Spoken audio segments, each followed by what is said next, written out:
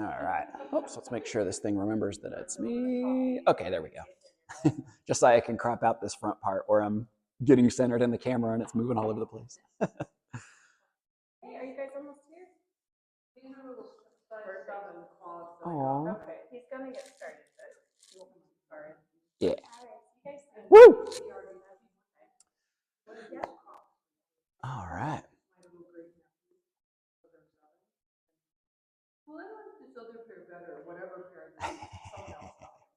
So these are Evermore and they're up for grabs. So Can you take them back to the store and get the money?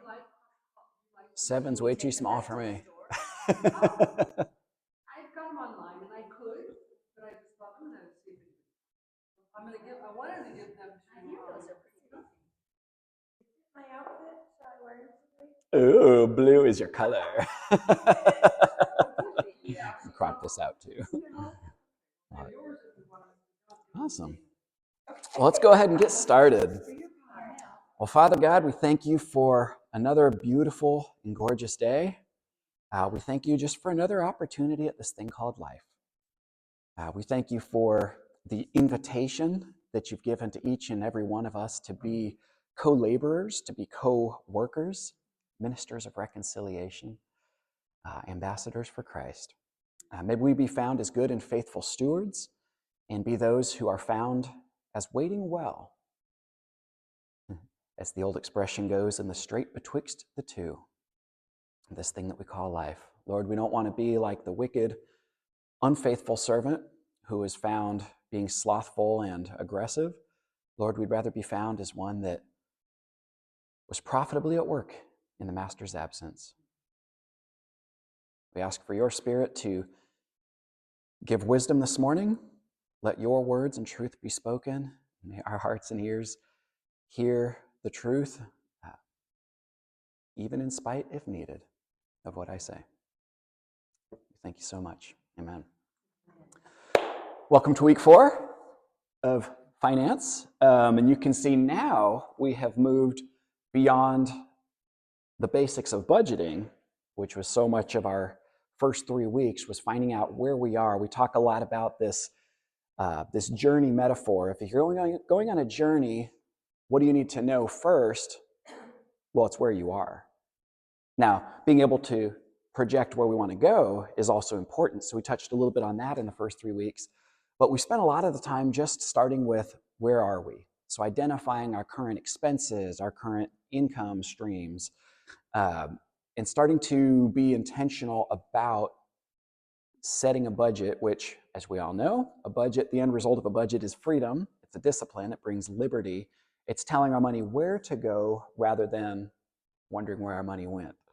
And of course, in these second 3 weeks, 4, 5, and 6, we're going to use a lot of the same disclaimers that we used in the first 3. So we're talking primarily about finance here, but you can also substitute any other resource as well. So you want to talk about how do you budget your time, how do you budget your relationships, your energy, how do you budget your work, how do you budget your relationships with people, your influence. So you can interject any of these with the words that we're using for finance. So it applies across the board. So same thing, budgeting our time is telling ourselves what we're going to do rather than getting to the end of the week and being like, wow, I didn't do anything. So that's just an example of how you can apply it to different resources as well. So week 4, we're going to start in on a 2-part mini lesson on investing. So today is part 1. And as you can see at the top of your sheets, today we're going to touch on psychology, because this is the unglorious part of investing. And yet, from what I've come across and in my own experience, it seems like investing or psychology is what makes or breaks anybody's investing endeavors, or even simple trading endeavors.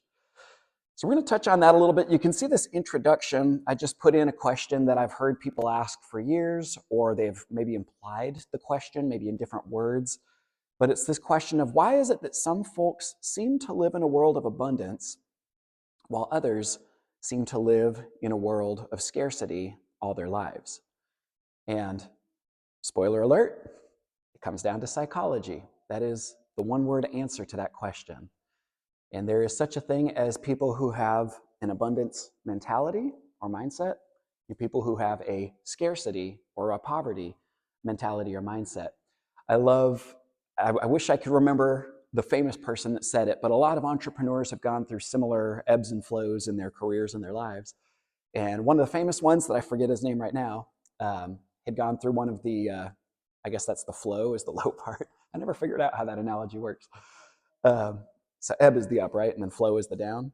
I would think ebb is when it slows down. Yeah, Well, there you go. that is where seed flows. So one of those ebbing seasons, whichever is the right version.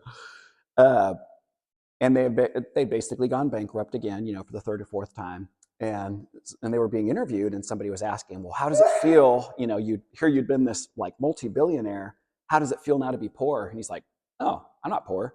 I've never been poor. I've been broke and bankrupt dozens of times, but I've never been poor. And by contrast, aren't there so many people that we've seen who live their lives, they could make anywhere from $100 a year to $1 million a year, but they just kind of seem to be stuck in this place of like, man, if I just had a little bit more, or there's never enough, or I can't afford this, or all these kind of negative like scarcity thinking. And come to find out, so much of it really is in our heads. So that's what we're going to touch on a little bit this morning. Got a lot of blanks for you here right at the beginning, and then none in the middle, and then I've got a few at the end. So we'll get your blanks filled out here early. So I just gave a few examples of the poverty/scarcity mentality. And then after that, we'll talk about the rich or abundance mentality.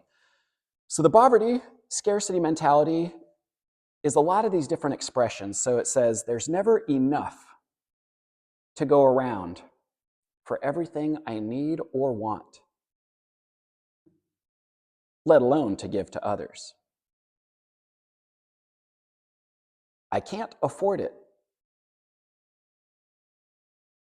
I can only win if someone else loses. Hoard what you get because it could be gone in a moment. And abundance, or wealth, is for greedy, immoral people.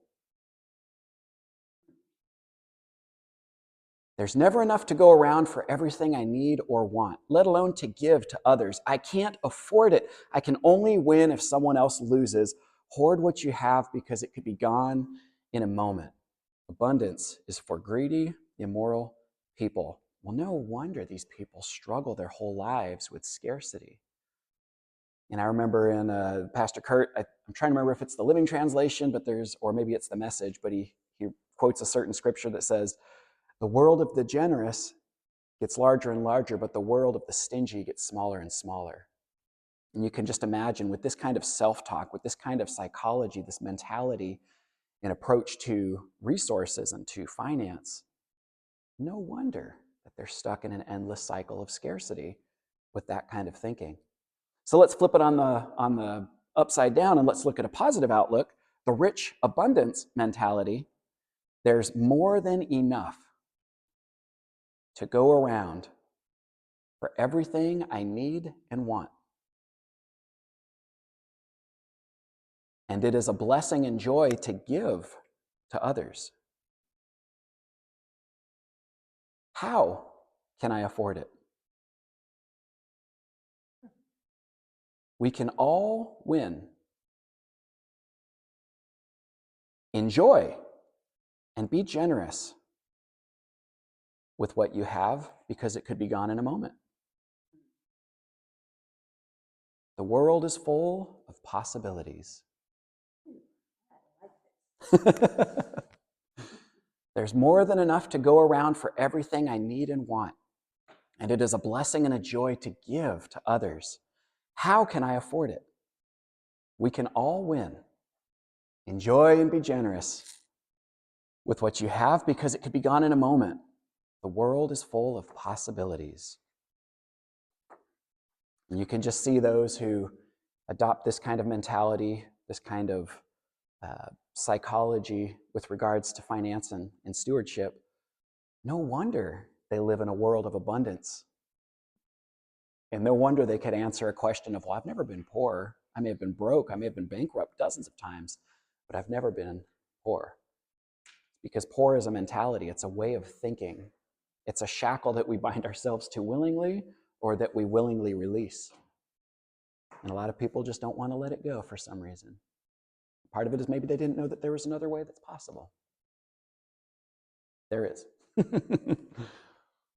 So some of the questions that I ask, and because psychology is something that's so very personal to each one of us needs to ask the questions and do the self-examination, the self-evaluation of, okay, how is it that I think currently about money or wealth or abundance or about stewardship and resource management? And then to take it a step further and start asking ourselves, where did these come from? Is this something I was taught as a kid? Was this something I saw in my family and my parents and my grandparents, in our church, in the workplaces, in our school? Was this something I read and developed and thought through for myself? Where did it come from? So many of the ideas that we have, we tend to just absorb. They use it as the term inductive learning. So there's deductive and inductive learning styles. Inductive is everything that you absorb effectively, if you were to say through osmosis, through mental osmosis. All the things that we absorb, all the particulars inform our general worldview on life. Deductive is when you have a thought in mind, and then you take everything that you experience and try to filter it through that lens. So you're taking the general to inform the particular versus letting the particular inform the general. Both learning approaches are good and valuable, and both we do engage with often in our lives. However, the only caution I have with the inductive learning style is that we take time to think through, how did I get here? Is it right? Is it logical? Is it profitable? Is it helpful? Is it good? Is it destructive? Is it holding me down? Is it completely illogical? It's a weird set of questions to ask, and it's very, very personal. And speaking as a human being, anytime that I've gone through this, if there's ever been something that I've needed to correct in my thinking, it's never been a comfortable process. And it's never been a comfortable question to ask. Like, wow, was this thought that I had my whole life, does it turn out that that's actually incorrect thinking? Oh my gosh. I would just as soon do that by myself rather than with other people because that's really uncomfortable. And yet it's so necessary to go through that painful process in order to correct our thinking. And I know we've talked about it. I'm not going to go on to it too long, but we've talked in the past about neural pathways and the way that the brain physically restructures itself based off of our habits and our tendencies and our thought, whatever you want to call it, our thought ways.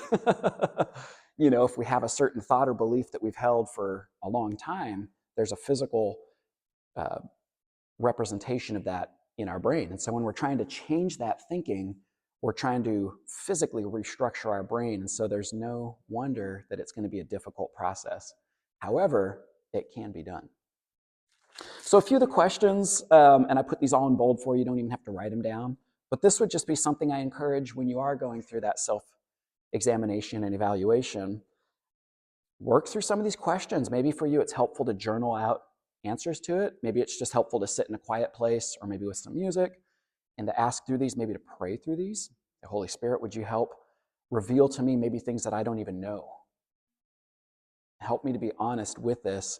How was I raised? What lessons did I learn about money growing up? Take every thought captive. What lessons are good and useful, and what lessons need to be dismissed or corrected? That brings us back to the parable of the talents, which we used a lot in the first 3 weeks. There was an expectation from the master. He expected each of the servants to be good stewards of what he had entrusted them with, to be good stewards of his resources, to multiply these to the best of their abilities. And then he also, at the end, he called them to account regarding their faithfulness or their laziness. He rewarded their faithfulness and then punished the irresponsible laziness. And so when we look at that again about resource management, it's so easy for us in our culture, especially, we want to deflect. We want to say, oh, well, there's some reason out there that explains me not being faithful. There's something out there that prevented me from being a good resource manager, to being a good steward of finances. Well, it's someone else's fault. Oh, I don't have as much as Bill Gates. Oh, I don't have all these opportunities and resources. And man, if I would have known 10 years ago that Tesla was going to be amazing, I would have bought all of it and I'd have been, super rich. That kind of thinking doesn't help. That's destructive and detracts us from moving forward productively. And that's what we saw so much with that third wicked, lazy slave, was the one that come up and says, look, I know you're a hard man. You're basically immoral. You try to reap where you don't sow. You're an evil, wicked, corrupt landowner. So I buried it in the ground. I didn't even put it in the bank. So here you go. Here's what you gave me. He's like, really?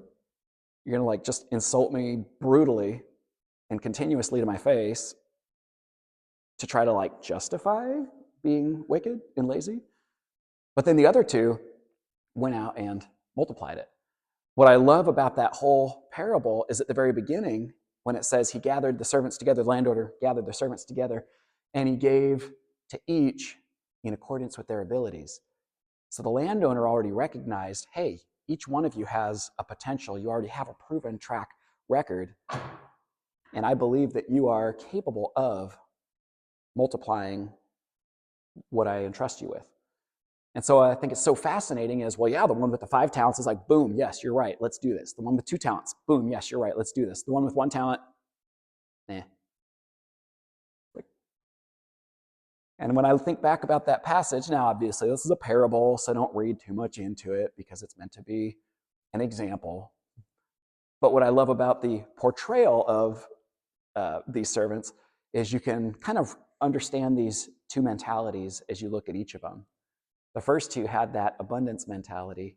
The third one had the poverty or the scarcity mentality. It's like, oh, you're a hard master, so therefore, if I lose any of this, you're going to throw me in prison, so I better just not do anything. And the other 2 are like, man, there's a world of possibilities. We were meant for more, and he already entrusts us. He already knows that we're capable of producing, of stewarding these resources. So just remember that anytime you read that parable in the future, that the master entrusted to each as he knew they were already capable and according to their abilities. None of us is without ability. None of us is without stewardship. Each one of us is called to be faithful with what we've been entrusted with. And guess what? If we're faithful in little, according to the parable at least, we'll be placed in charge of more over time. I wish I could go into 20 weeks on this subject because that would be so great. And there's a lot of things that I'm not saying right now because we just don't have time for it. That's right. Part 3 through 20. But yes, there's a lot that we could say about it, and we'll just have to stop there for now. A couple of fun, profound insights from the scriptures themselves, and if you have your Sword of the Spirit, I would encourage you to pull it open as we look at a couple of verses here. Actually, I started off just with 3 in the Old Testament, so there you go. There's a lot of good teaching about finance and resources in the Old Testament. So we'll start off with Deuteronomy, chapter 28, verse 15. Yep, 28, verse 12. You are correct. That's why I type these things out, rather than try to remember them. And I just love this is effectively this is spoken from God's perspective to the very young tribe of Israel, the very young nation. He says, "The Lord will open for you his good storehouse, the heavens, to give rain to your land in its season and to bless all the work of your hand. You shall lend to many nations, but you shall not borrow." And years ago, I'm one of those ones that makes notes in the margins of my Bible. Sorry if that's not you. But I did a little bracket around this verse, and I just put off to the side, I said, financial prudence, to be one who lends to others but doesn't take loans yourself. There's some insight there, especially when we're starting to talk about the mentality of how do we approach finance and resource management. And a couple from Proverbs.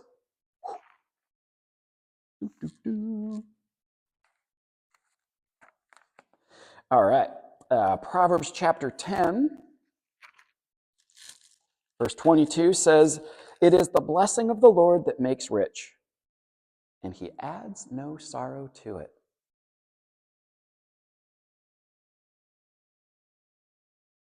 I don't even think I'll add anything to that because that says enough by itself.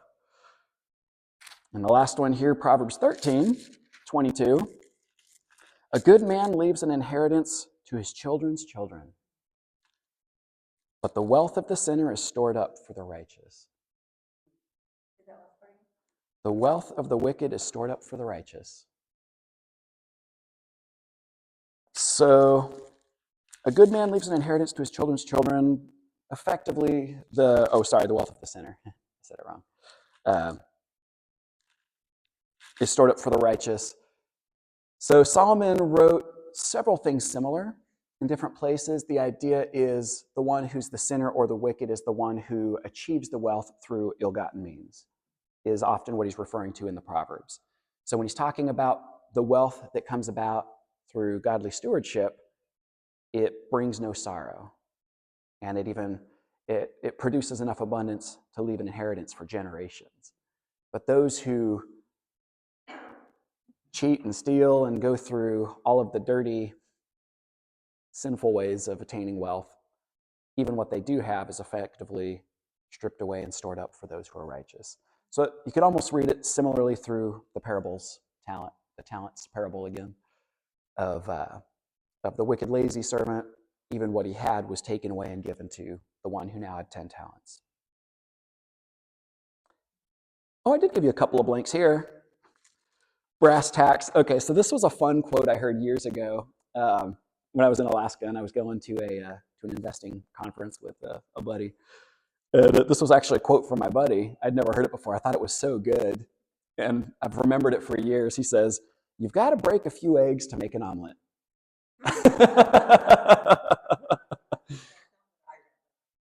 Yeah. I know sometimes when you put the blanks in, it could be a little alarming. You got to break a few eggs to make an omelet, which is so fun. So why did I include that on a session that we're talking about psychology? Well, so often, a lot of when we're going back to that poverty or scarcity mentality, you've got a lot of people that say, okay, I just don't even want to consider investing because I feel like it's risky. I don't even want to think about, maybe I'll put some money in the bank because that's the safe thing to do. We'll talk about that later. Or, hey, maybe I'll just put it in under my mattress, which is kind of like digging a hole and burying it. I know. But there's almost this fear, apprehension, and maybe it's because they think investing is just risky, or maybe it's because they don't want to be considered greedy, or all of the things that we said before, or maybe it's simply because the idea of investing or even just trading seems so convoluted that they get analysis paralysis and just kind of withdraw. And so it can be for a lot of these different reasons. But when we're going to start talking about this idea of investing and even trading a little bit, you've got to break a few eggs to make an omelet. If we're unwilling to ever let things be different from how they are, we can't expect them to be different from how they are.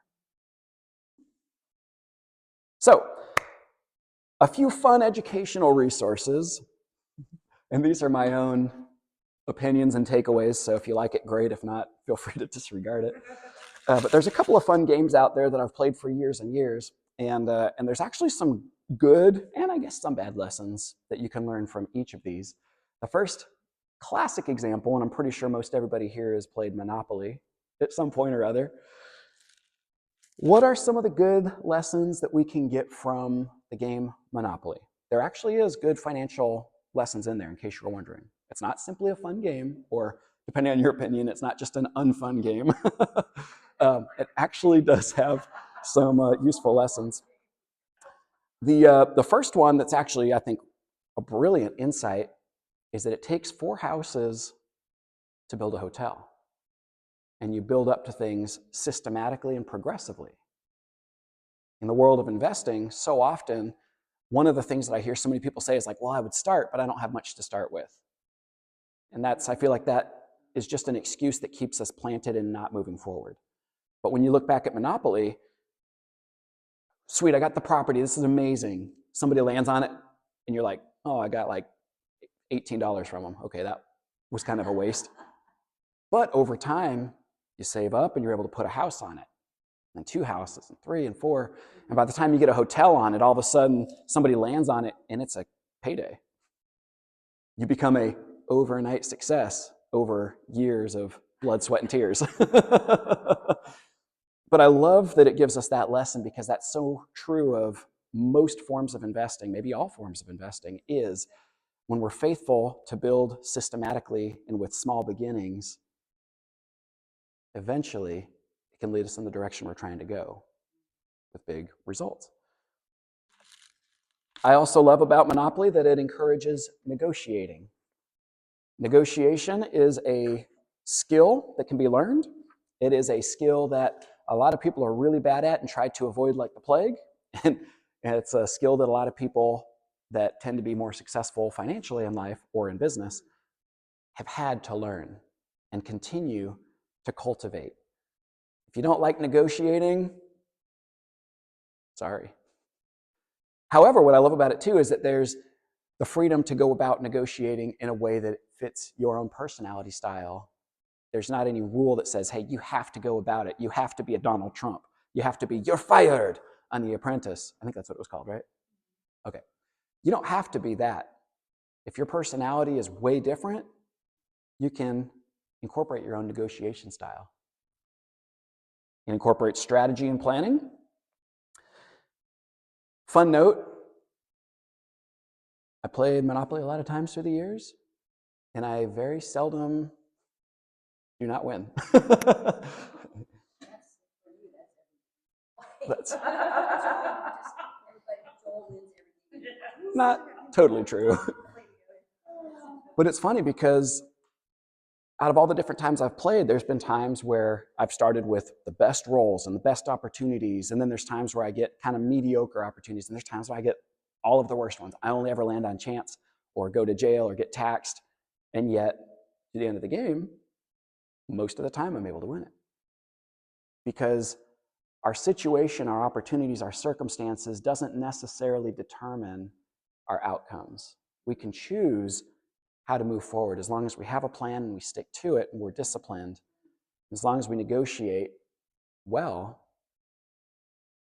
back to the mindset thing. Exactly.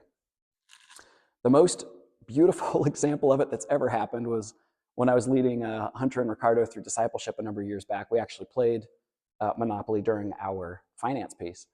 And it was the most perfect example because I had the worst of the worst opportunities ever in that game. And both of them had pretty much about the most ideal opportunities you could ask for. And by the end of it, I won again. And it served as this teaching opportunity to say, okay, the opportunities that we're presented with are wonderful if we're mentally prepared for them. But if we're not, it's probably going to become somebody else's opportunity. Now, one thing that I don't like about Monopoly, and unfortunately most games, is that and this is my own take, again, feel free to disagree if you want to, I dislike that there's a competitive nature to the game. It feels to me like it's bringing us back to that poverty mindset or that individual, I can only win if someone else loses mentality, rather than fostering a spirit of cooperation, which is abundance and collective. In Korean, there's an expression, kachi kapshida, we go together. No man is an island. So this idea of fostering teamwork and, hey, we can all succeed together. I don't have to win only if you lose or if they lose or if the market falls out and, okay, now it's my opportunity to win because all these people are, in a horrible place. No, we can all win. There is another fun game that came out several years ago by an individual that grew up in Hawaii named Robert Kiyosaki, famous for his book, Rich Dad, Poor Dad. A lot of people love it, a lot of people hate it, and a lot of people love or hate him and his philosophy and approach. I like a lot of his stuff, not all of it, and I've not kept up much in the news either. I think my brother-in-law was mentioning a month or two back that apparently he's getting a little maybe senile in his old age with some of the headlines. And he lives just down the street. Yeah. Oh, really? Yeah. Yeah. Okay, Right across in the Biltmore Loop. But he's come up with some pretty interesting things that I like. He came out with this game called Cash Flow, and I just brought a sample of it. The box is starting to wear out because I play it with my mom often. So there's the box. Not always. Well, I guess I should give you a few visuals. So let's just, if I'm going to pull the whole box over, I may as well show why I brought it over in the first place. So a couple of things I like about this game that's unique. There's things that are similar to Monopoly, but there's definitely added layers to it. The game board itself is divided up into two sections. There's one that's called the rat race, which is a circle, and that's where you spend most of the game. You start off with a randomly drawn occupation. So you could be a mechanic, you could be a plumber, you could be an airline pilot or a doctor. And there's a whole income sheet that basically goes hand in hand with that. But you spend most of your time on the rat race, which is this internal circle. If I can show it there. And there's these things that are green that if you land on them, these are opportunities. And so you can pick from small opportunities, big opportunities. And some of these are going to be small things like, hey, there's a stock that you have an option to maybe buy some shares of. Some of it could be real estate. Hey, there's a house, there's a condo, there's raw land that you could buy, etc. There's market cards, which just means that something in the market happens. So maybe that's, hey, if you've already got a house, there's a guy that wants to buy it at like a nice profit or maybe at a horrible price. There's charity, there's paychecks, and then these pink ones are doodads, which I think is hilarious. If you land on a doodad, that's the card that you don't want. But ironically, it's the one that is very similar to how a lot of us actually live our lives, which is, hey, go bowling, go to the prom, buy a new set of golf clubs. And it's just like all these expenses that don't really provide any financial value. Now, the goal is not for us to completely ignore and write off doodads forever, because that's part of the process of enjoying life is enjoying life and not just living it based on a spreadsheet. But what I love about this game is especially getting to play it with somebody for the first time, and maybe the first and second times, the most fascinating thing happens is you get to see an insight into each person's psychology. How do they approach a deal, or how do they approach doodads, or how do they approach these different things? And it's so funny. I remember even myself, at the first time I played it, looking at some of these things like analysis paralysis. I didn't want to get this fictitious house in this fictitious game because I didn't want to overextend myself. I'm like, oh, wow. And this is just in a game where there's no real consequences in life. And I'm feeling so strongly about this. And I've seen it with other people too. So it's really fascinating in that sense. Another thing that I do like about this particular game is the way that you track your expenses and your deals and your assets and liabilities is to actually have an income statement and a balance sheet. And you update it based on opportunities and based off of loans and liabilities and things that you pay off. And so it encourages us to learn how to read a financial statement and potentially even how to write one. Now that's going to come in handy in a lot of ways, especially when we start talking about investing, because guess what? A lot of our investments involve other people or corporations' financial statements. So if we don't know how to read them, if we don't know how to interpret them, we're going to have a very hard time making wise choices and avoiding the common pitfalls. And so on here I said, things that I love about cash flow, good things are assessing deal opportunities, learning how to identify a good opportunity from maybe a blah or even a bad opportunity. I love that it teaches the power of leverage. And I love the general idea that you're trying to avoid only getting doodads in favor of moving towards your goals. And again, that's not meant to be to the full exclusion, but it's meant to be reining in our desires and filtering them through a more intentional lens. But again, the way that the game is designed, unfortunately, I think it still fosters more competition than cooperation. So whenever I play, I kind of make a home rule where for me, I would rather foster cooperation. And so whether that's, hey, there's this deal, I don't have quite enough of the down payment, somebody want to go in on it with me. Like, let's split this. And if we sell it, we'll split the profits. Because I want everybody to get out of the rat race and onto what they call the fast track, which is that outside row. The abundance mentality, exactly. So the game is very good if you play it with my house rules. And pretty good otherwise. Continuing our talk on psychology, I wanted to read a couple of excerpts from a couple of books, and I'll try to read it more slowly than last time, especially with the first one, which is, once again, The Richest Man in Babylon, George Clason. I always say it Clason like he's French. I don't even know what he's probably like American. Might just be Clason, I don't know.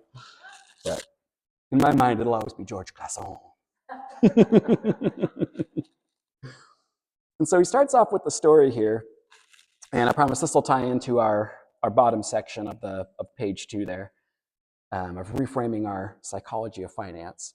But it starts with, this is Arkad, who was the richest man in Babylon. He's sharing a story of when he was getting his start, and he was becoming an apprentice to a man named Algamish. Yeah, Algamish, who was like basically his predecessor, super wealthy, super financially savvy, and at this point, Arkad was simply a scribe. He would copy clay tablets for a couple of coppers. And Algamish comes in for these tablets. He's like, hey, if I can get these done for you really, really fast, if I stay up all night and work to get it done by tomorrow, would you teach me what it takes to become financially savvy? He's like, okay. And so we pick up on the story where he basically shows up in the morning. He says, all right, the first lesson you need to know is a part of all you earn is yours to keep. And so, of course, Arkad is like, that was it? That's the whole lesson I get for staying up all night? And so it picks up here where Algamish says, you think I cheat you for a long night's work? He continued, but I am paying you 1,000 times over if you have the intelligence to grasp the truth I offer you. A part of all you earn is yours to keep. It should be not less than 1/10, no matter how little you earn. It can be as much more as you can afford. But pay yourself first. Do not buy from the clothes maker and the sandal maker more than you can pay out of the rest and still have enough food in charity and penance. Wealth, like a tree, grows from a tiny seed. The first copper you save is the seed from which your tree of wealth shall grow. The sooner you plant that seed, the sooner shall the tree grow. And the more faithfully you nourish and water that tree with consistent savings, the sooner may you also bask in the contentment beneath its shade. So saying, he took his tablets and went away. I thought much about what he had said to me, and it seemed reasonable. So I decided I would try it. Each time I was paid, I took one from each 10 pieces of copper and hid it away. And as strange as it may seem, I was no shorter on funds than before. I noticed little difference as I managed to get along without it, but I often was tempted, as my hoard began to grow, to spend it for some good things that the merchants displayed, brought by the camels and the ships from the lands of the Phoenicians, but I wisely refrained. 12 months after Algamish had gone, again he returned and said to me, son, have you paid yourself not less than 1/10 of all you have earned for the last year? I answered proudly, yes, master, I have. That is good, he answered, beaming upon me. And what have you done with it? I have given it to Osmor, the brickmaker, who has told me he was traveling over the far seas, and in Tyre he would buy for me some of the rare jewels of the Phoenicians. When he returns, we shall sell these at high prices and divide the earnings. Doesn't sound like a bad plan at first, right? Every fool must learn. He growled. But why trust the knowledge of a brickmaker about jewels? Would you go to the bread maker to inquire about the stars? No, by my tunic, you would go to the astrologer, if you had power to think. Your savings are gone, youth, and you have jerked your wealth tree up by the roots. But plant another. Try again. And next time, if you would have advice about jewels, go to the jewel merchant. If you would know the truth about sheep, go to the herdsman. Advice is one thing that is freely given away, but watch that you take only what is worth having. He who takes advice about his savings from one who is inexperienced in such matters shall pay with his savings for proving the falsity of their opinions. Saying this, he went away. And it was, as he said, for the Phoenicians are scoundrels and sold to Asmor worthless bits of glass that looked like gems. That was the story of his first investment gone awry. And another little excerpt, because I mentioned Kiyosaki and Rich Dad, Poor Dad. We'll read a few little excerpts here. I think these are really fun, and these were some of the things. To this day, this is just a fun side note story.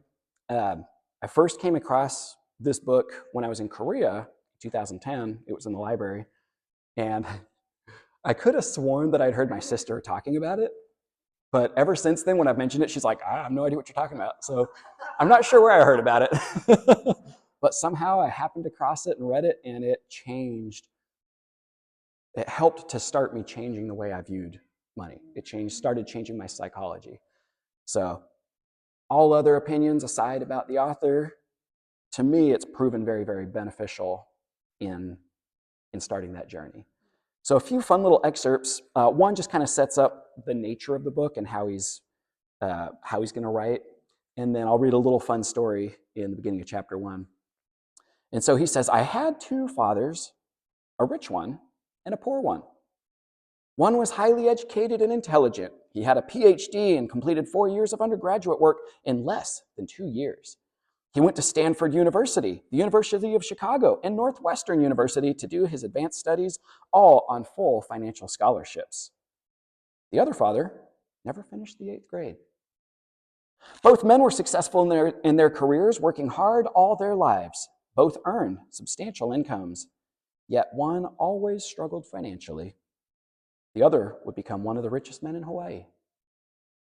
One died leaving tens of millions of dollars to his family, charities, and his church. The other left bills to be paid when he died. Both men were strong, charismatic, influential. Both men offered me advice, although they did not advise the same things. Both men believed strongly in education, but did not recommend the same course of study. If I had had only one dad, I would have had to accept or reject his advice. But having 2 dads offered me the choice of contrasting points of view, one of a rich man and one of a poor man. One of the reasons the rich get richer, the poor get poorer, and the middle class struggles in debt is that the subject of money is taught at home, not in school. Most of us learn about money from our parents. And so what can poor parents tell their child about money?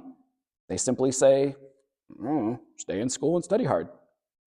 The child may graduate with excellent grades, but a poor person's financial programming and mindset. So although both of my dads worked hard, I noticed that one dad had a habit of putting his brain to sleep when it came to finances, and the other had a habit of exercising his brain. The long-term result was that one dad grew stronger financially, the other grew weaker. It is not much different from a person who goes to the gym to exercise on a regular basis versus someone who sits on the couch watching television.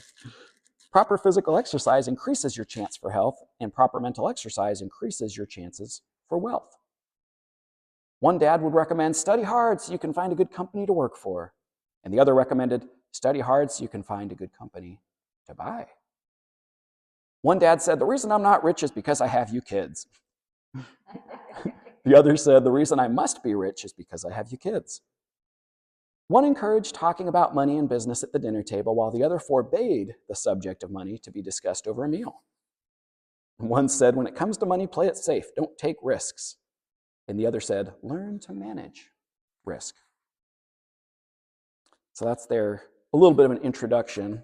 And so then I'll just read kind of a fun story that he shares from early in his life when he was getting his start. Dad, can you tell me how to get rich? My dad put down the evening paper.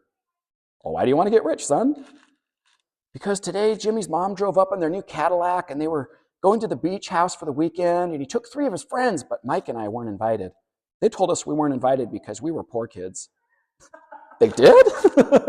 My dad asked incredulously. Yeah, they did, I replied in a hurt tone. My dad silently shook his head, pushing his glasses up to the bridge of his nose, and went back to reading the paper. I stood waiting for an answer. The year was 1956. I was 9 years old. By some twist of fate, I attended the same public school where the rich people sent their kids. We were primarily a sugar plantation town in Hawaii.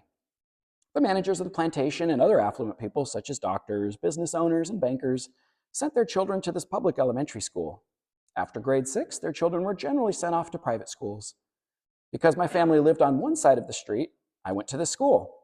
Had I lived on the other side of the street, I would have gone to a different school with kids from families more like mine. After grade 6, these kids and I would go on to public, intermediate, and high school. There was no private school for them or for me. My dad finally put down the paper. I could tell he was thinking. Well, son, he began slowly, if you want to be rich, you have to learn to make money. How do I make money? I asked. Well, use your head, son, he said, smiling.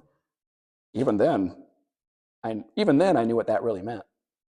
Really, what it meant was, that's all I'm going to tell you, or I don't know the answer, so don't embarrass me. A partnership is formed. The next morning, I told my best friend Mike what my dad had said, and as best as I could tell, Mike and I were the only poor kids in the school. Mike was also in the school by a twist of fate. Someone had drawn a jog in the line for the school district, and we wound up in the school with the rich kids.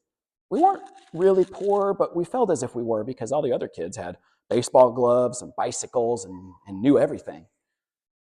Mom and Dad provided us with the basics like food, shelter, and clothes, but that was about it. My dad used to say, if you want something, work for it. We wanted things, but there was not much work available for 9-year-old boys. So what do we do to make money? Mike asked. I don't know, I said. But do you want to be my partner? He agreed. And on that Saturday morning, Mike became my first business partner. We spent all morning coming up with ideas on how to make money. Occasionally, we talked about all the cool guys at Jimmy's beach house having fun. It hurt a little, but that hurt was for the good, because it inspired us to keep thinking of a way to make money.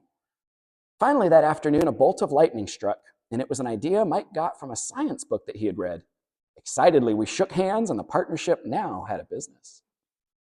For the next several weeks, Mike and I ran around our neighborhood knocking on doors and asking our neighbors if they would save their toothpaste tubes for us. With puzzled looks, most adults consented with a smile. Some asked what we were doing, to which we replied, we can't tell you. It's a business secret. My mom grew distressed as the weeks wore on. We had selected a site next to her washing machine as the place we would stockpile our raw materials. In a brown cardboard box that at the time held ketchup bottles. And our little pile of used toothpaste tubes began to grow. Finally, my mom put her foot down. The sight of her neighbor's messy, crumpled, old, used toothpaste tubes had gotten to her. What are you boys doing? She asked. And I don't want to hear again that it's a business secret. Do something with this mess or I'm going to throw it out. Mike and I pleaded and begged, explaining that we would soon have enough and then we would begin production. We informed her that we were waiting on a couple of neighbors to finish their toothpaste so we could have their tubes. Mom granted us a 1-week extension. The date to begin production was moved up and the pressure was on. My first partnership was already being threatened with an eviction notice by our own mom. It became Mike's job to tell the neighbors how quickly to use up their toothpaste, saying that their dentist wanted them to brush more often anyway. I began to put together the production line. And one day, my dad drove up with a friend to see the 2 9-year-old boys in the driveway with the production line operating at full speed. There was fine white powder everywhere. On a long white table, there were small milk cartons from school. Our family's hibachi grill was glowing red with hot coals at maximum heat. Dad walked up cautiously, having to park the car at the base of the driveway since the production line blocked the carport. As he and his friend got closer, they saw a steel pot sitting on top of the coals in which the toothpaste tubes were being melted down. In those days, toothpaste did not come in plastic tubes. They were made instead of lead. So once the paint was burned off, the tubes were dropped in the small steel pot, and they melted until they became liquid. And with my mom's pot holders, we poured the lead through a small hole in the top of the milk cartons. The milk cartons were filled with plaster of Paris. White powder was everywhere. In my haste, I had knocked the bag over, and the entire area looked like it had been hit by a snowstorm. The milk cartons were the outside containers for the plaster of Paris molds. My dad and his friend watched as we carefully poured the molten lead through a small hole in the top of the plaster of Paris cube. "Careful," Dad said. I nodded without looking up. Finally, once the pouring was through, I put the steel pot down and smiled at my dad. "What are you boys doing?" he asked with a cautious smile. "We're doing what you told me to do. We're going to be rich," I said. "Yep," said Mike, grinning and nodding his head. "We're partners." "And what is in those plaster molds?" my dad asked.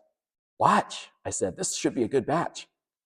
With a small hammer, I tapped the seal that divided the cube in half. Cautiously, I pulled up the top half of the plaster mold, and a lead nickel fell out. "Oh no," my dad exclaimed. "You're casting nickels out of lead?" "That's right. We're doing as you told us to do. We're making money." My dad's friend turned and burst into laughter. My dad smiled and shook his head. Along with the fire and a box of spent toothpaste tubes in front of him were two little boys covered in white dust, smiling from ear to ear. He asked us to put everything down and to sit with him on the front steps of our house. With a smile, he gently explained what the word counterfeiting meant. Our dreams were dashed. "You mean this is illegal?" asked Mike in a quivering voice. "Let them go," my dad's friend said. "They might be developing a natural talent." So my dad glared at him. "Yes, it is illegal," my dad said gently, "but you boys have shown great creativity and original thought. Keep going. I'm really proud of you." Disappointed, Mike and I sat in silence for about 20 minutes before we began to clean up our mess. The business was over on opening day. Sweeping the powder up, I looked at Mike and said, "I guess Jimmy and his friends are right. We are poor." My father was just leaving as I said that. "Boys," he said, "you're only poor if you give up. The most important thing is that you did something. Most people only talk and dream of getting rich. You've done something. I'm very proud of the two of you.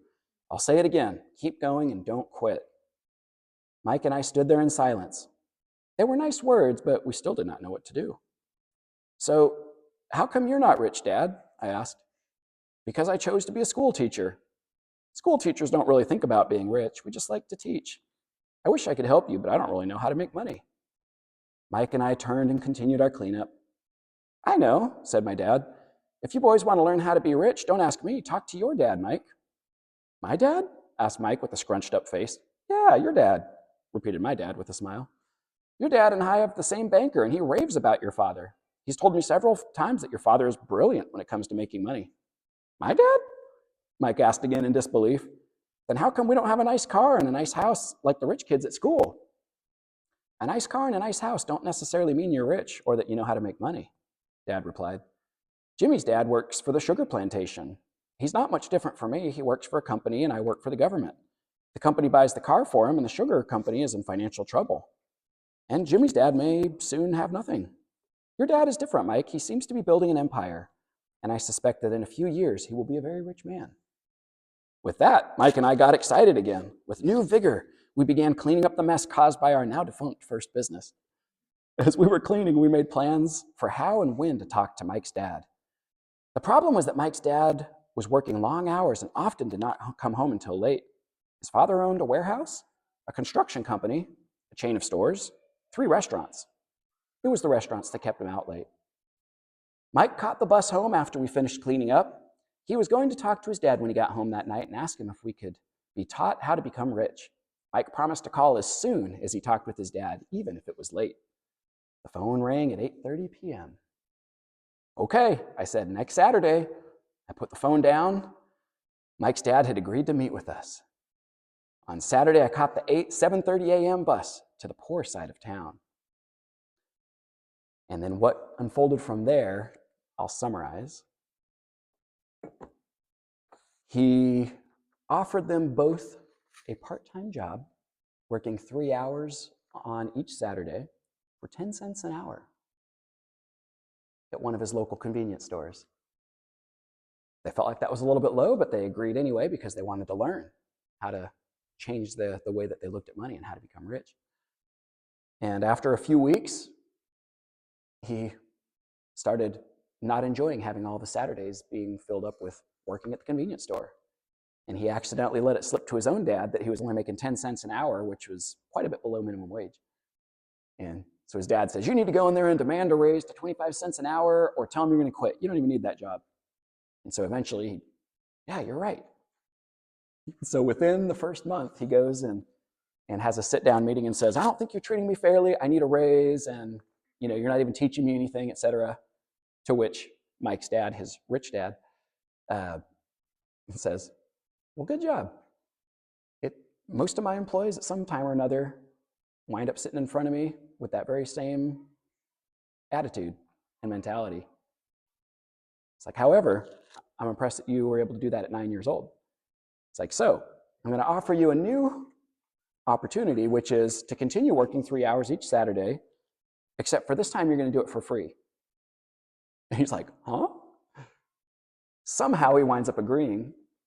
And for the next couple of months, he spends 3 hours every Saturday working for free. He never told his dad because he would have very much disagreed with this approach. But they noticed something. They noticed that every couple of weeks, when a stack of the comic books were past their issue dates or they were replacing it with new stock, they would effectively box up all the old ones that weren't sold and just toss them. And so Robert and Mike, like, hey, could we, if you're just going to throw them away, would we be able to take those? Okay. And so over the course of a couple of months, they started accruing all of these comic books that were being thrown out. And so it was free inventory. And eventually they decided they were able to set up a library in their basement where they would charge kids in the neighborhood 10 cents to come and read all the comics they wanted to for an hour. And they wound up making a lot of money. He said they eventually had to close down shop because business was getting too busy, and they were still only about 10 years old at the time. But I love that story because of how it encourages a different way to think about money and the way the world works. If you weren't working for a paycheck, if you were able to exercise creativity, what kind of opportunities might we find, might we discover? When we view the world as full of abundance and opportunities and everyone can win with these possibilities, rather than thinking there's only one way to do it because that's all I've ever heard or known, we can find ourselves in a whole new wonderful place. All right, so we'll give you a few final blanks before we wrap it up this morning. And this is 4 bullet points on how to intentionally reframe our psychology of finance. The first one is believe that you, yes, you, can actually do this. A lot of you probably remember Philippians 4:13, that I can do all things through him who strengthens me. And I also referenced the parable of the talents again there, Matthew 25:15, according to our ability, but then later in that same parable, being faithful with little to start with. I'm not going to go too far into this one. If you find yourself getting into podcasts or listening to talks or seminars or audiobooks on the subject of finance and goal setting and success and productivity and all these different things, you're going to hear a lot of people talk about words of affirmation or self-talk. And I don't want to overblow it because a lot of people do. But there is something to it. And the idea is, and I put in the hyphen there, it's important for each of us to understand our own unique wiring. For some of us, if we are primarily those who learn through auditory intake, speaking out loud affirmations to ourselves and about ourselves is going to be so much more important than for somebody who is primarily visual as a learner or primarily kinesthetic. And affirmations is things like maybe praying or speaking the promises in Scripture and how God sees you over yourself. You know, I have been crucified with Christ, but now I've been raised again. In the life that I now live, I don't live by the flesh, but I live through the Son of God who loves me and gave himself up for me. You start speaking these truths of Scripture, these promises about your identity and how God sees you. You speak those out loud. You don't just read them and think them, but you speak them out loud because your brain is absorbing it differently when you're auditory. And so the same is true when you're thinking about finances. You're not saying, man, I wish I had money. You're thinking, how can I afford this? You're starting to use auditory cues to trigger that change in psychology. Now, again, if that's different, if you're primarily visual or kinesthetic, be creative and search for ways to reinforce that shift in psychology in a way that suits you. So if it's looking at visuals, maybe you have the same affirmations, but they're written out in a really beautiful script, or you've got them over, like natural backgrounds and things like that. Or if you're kinesthetic, you actively make these affirmations a reality. But also understanding love languages, learning styles, personality, etc. Again, not everybody is wired the same, and in fact, we're all wired differently. So considering how you're wired, how you learn, what's your personality, what are your love languages, these should be influencing the way that you start to change your psychology of finance. Number 2, schedule regular time for building your financial literacy and knowledge. Schedule a regular time for building your financial literacy and knowledge, and then develop and stick to a plan. These will probably be a couple of familiar verses here. Both of these, again, are from Solomon. Hey, he was able to attain pretty great wealth, so he probably knew a thing or two about how money works. He says, the plans of the diligent lead surely to advantage, but everyone who is hasty comes surely to poverty. It's Proverbs 21:5. Ecclesiastes 10:10, if the axe is dull and he does not sharpen its edge, he must exert more strength. Wisdom has the advantage of giving success. And then just the next chapter over, sow your seed in the morning and do not be idle in the evening, for you do not know whether morning or evening or both will succeed.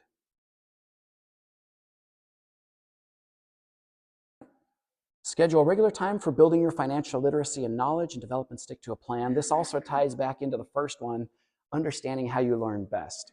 If you learn best through visual, or if you're really good at reading and you can just stay focused and dialed in, starting with books would probably be a great resource.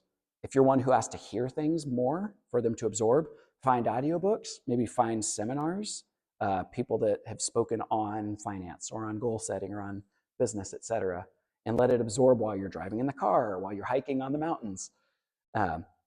So consider, again, how you learn best and use that as you're coming up with a plan to intentionally and regularly develop your financial literacy. Number 3, commit to surrounding yourself, with people who are going the same direction that you want to be going. And then actually do it. Commit to surrounding yourself with people who are going the same direction you want to be going, and then actually do it. Again, Solomon in the Proverbs, he says, he who walks with wise men shall be wise, but the companion of fools suffers harm. And then again, over in Proverbs 27:17, it says, iron sharpens iron, so one man sharpens another. Right back there in Ecclesiastes, this is a good one I liked. Woe to you, O land, whose king is a lad and whose princes feast in the morning. But blessed are you, land, whose king is of nobility and whose princes eat at the appropriate time for strength and not for drunkenness. That was Ecclesiastes 10, verses 16 and 17. And this goes back to that story we read about Osmore the brickmaker taking the money to go buy the jewels of the Phoenicians. Well, but he didn't know anything about jewels. So who we intentionally surround ourselves with is going to influence the trajectory of our lives pretty heavily. And then number 4, continue tracking and refining your budget, being sure to prioritize regular contributions to your current and future investments. Continue tracking and refining your budget, being sure to prioritize regular contributions to your current and your future investments. And that goes back to the one that we've read before from Proverbs 27, 23 and 24. It says, know well the condition of your flocks and pay attention to your herds. For riches are not forever, neither does a crown endure to all generations. Oh yeah, and spend less than you make. I was like, if I don't slip that in there, then we're probably missing a vital key point.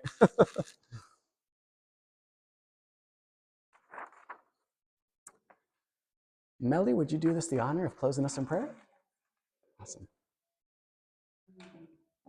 Heavenly Father, we just thank you for the beautiful morning with the cool weather and the birds